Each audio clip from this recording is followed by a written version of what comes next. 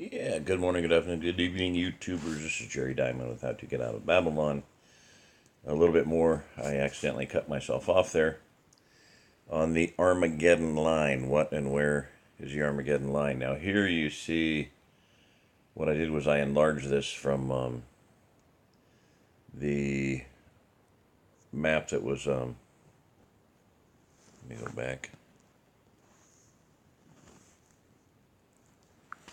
And I'll just take it from the top, as they say.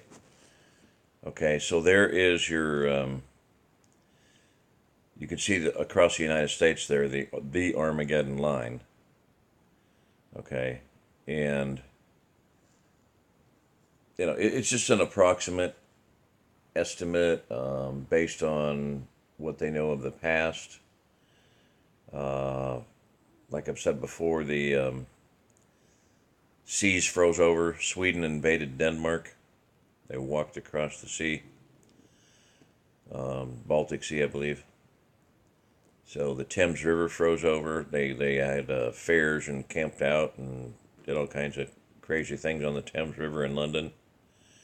There have been times I thought this was like almost fictitious, but I remember reading that this would have been in the 1800s when the Mormons were leaving Illinois.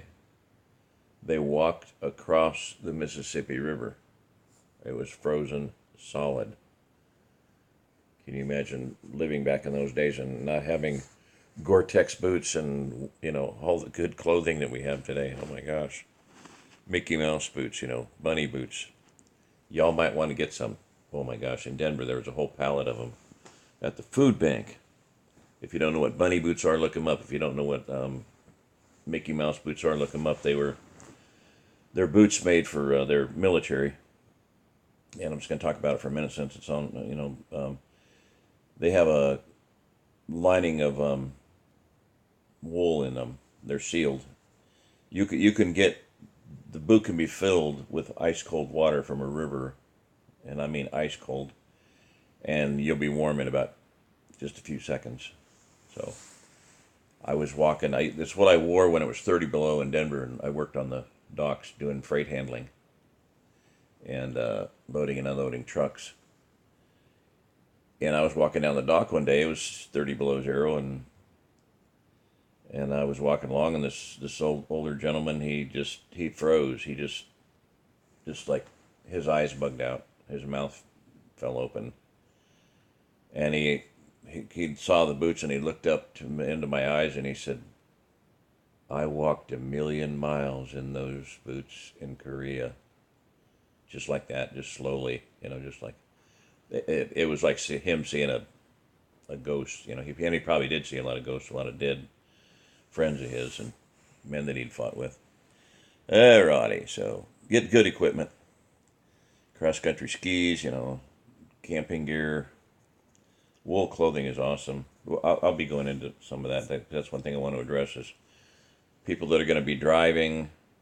Get auto socks and do the practical things. Get no slip things for your shoes. So we'll cover that. And again, this is the depiction, again, approximate of mega storms, high winds, for whatever reason. Volcanic activity. Yellowstone. Japan, probably another, Malaysia, a lot over there. Basically, what you're seeing here is a ring of fire.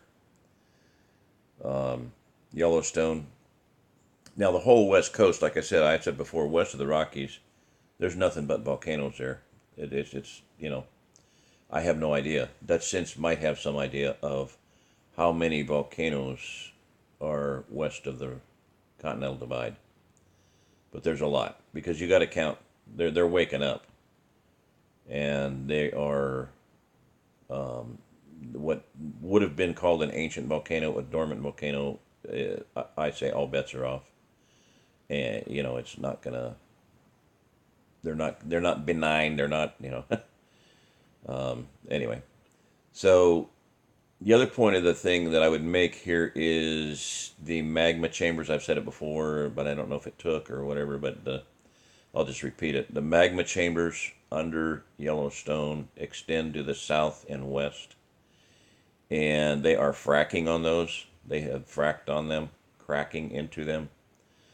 The and I'll just say supposedly, take it with a grain of salt, take it with a shaker of salt, but they supposedly assessed or figured out that there's a magma chamber, a bigger one that's way bigger than the ones that they thought they knew about, that would fill 11 Grand Canyons. Now, my question is, do they know more than they're letting on? Do they absolutely know that? Because of the fact that it's odd that I'm looking at where the magma chambers are from my mind in the maps, and maybe I'll pull them up someday. But it's oddly where the the U.S. Navy map has a big gaping hole in the west coast up to the Rockies. Gordon Michael Scallion, Lori Toy, the I Am America map, Running Deer, Edgar Casey, Ashton Peter, Pitre, Chet Snow, and you can find those on Disaster Girls website, Future Maps of the USA, Disaster Girls website. So, and I just want to say again, I've said it on another video, but when you lay all of these maps over each other, and then that's where I started out was, and I wish I would have done a screenshot of it, but pull this up. Oh, next one. Darn it.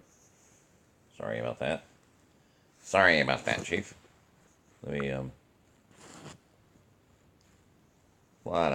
on. I'm trying to pause. Irritating. There we go. Okay. I'm having trouble tapping that with my thumb. So what I didn't show was, forgot to, was I should have had these in sequence, but this is the part of the map with the United States expanded of the safe zone in the United States. Now, it is fascinating to me that I was going to rent a house for my family over toward Shell City. It was called the Randolph House. It was Randolph? Whatever. Reynolds. Randolph, yeah. The people we bought our land from was Reynolds and Randolph House. So it was a massive house. It was built by someone who is a guy that worked in the Pentagon, CIA, whatever. And he owned the lumberyard that he bought the materials from, or that's what the story I heard. And that it was like a $200,000, $250,000 in materials. Okay. Walk-in cedar closet the size of most people's bedrooms. Bedrooms the size of some people's houses, larger than some people's houses. 2 like ballrooms, concert rooms, meeting rooms, whatever you want to call them. Pianos in them. Gigantic wood stove. So, but what we heard was that he built it there because of the prevailing winds, that he knew that it was one of the only safe places, the only safe place in the United States.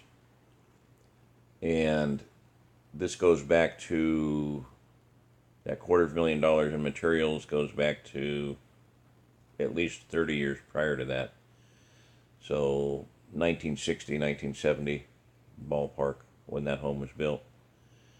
So, yeah, fascinating. So there you go. Now the other one was, the overlay. This is that same, all of those maps put together. So stop it. All right. So that's a little bit more on that. Again, it's all approximate, but you'll see the idea that a lot of the New World Order people are going to New Zealand, and why they would, head there. So, for what it's worth, as Paul Harvey would say, and now in our For What It's Worth department, this is Paul Harvey, you know. So, yeah, I'm going to end that. Don't want to get boring. Can't figure out how to stop the damn thing. Oh, that's just terrible. I've got to do a better job of that.